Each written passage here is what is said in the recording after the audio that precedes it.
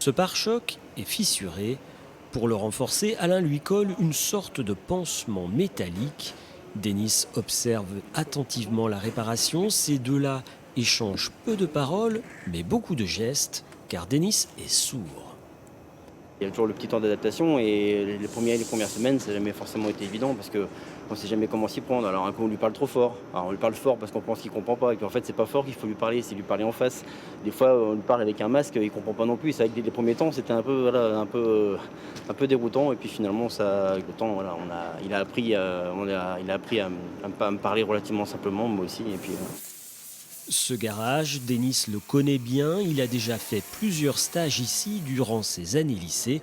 Maintenant, il y travaille, il a signé un contrat en alternance il y a un mois pour se former au métier de carrossier peintre. Thì mà sợ bây giờ tại vì phải hết sợ bây giờ si c'est pourquoi tại vì cao phải si partout comme ça mais t'as pas si t'as pas puis c'est pas dans c'est un peu grave et puis partout et t'as pas un peu trop bruit et puis avec à Paris t'as mieux bien que t'as fait propre bien trop propre, pas comme ça, bien comme ça. Denis a su s'adapter en trouvant ses propres astuces. Pour régler leur pistolet à peinture ou le décapeur thermique, ses collègues travaillent à l'oreille. Lui ressent la pression de l'air sur sa main. nous ça nous surprend parce qu'on fait pas ça pour pas se brûler, mais lui c'est une technique qui marche et c'est assez efficace à chaque coup. Pour réussir à se former, Denis a pu compter sur le soutien de Véronique, sa patronne.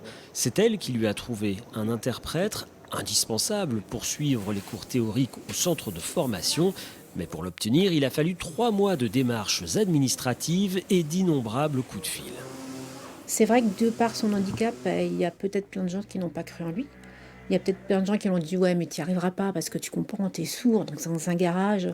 Et nous, on a eu un autre discours en disant « mais attends, c'est pas parce que tu es sourd que tu n'y arriveras pas ». Un handicap, c'est... Effectivement, mais on en a tous plein des handicaps. Donc à un moment donné, c'est surtout le regard des autres qui donne l'handicap. Et après, on trouve des techniques, on trouve des parades, on trouve des tunnels, on trouve des souterrains, on trouve des... Voilà, on monte, on descend, on passe pas forcément par la porte, on peut aussi passer par une fenêtre ou la lucarne et on y arrive. Cette conviction que tout est possible, elle est aussi ancrée en Denis et c'est grâce à cette force qu'il compte un jour réaliser son rêve, ouvrir avec son frère un garage pour personnes malentendantes.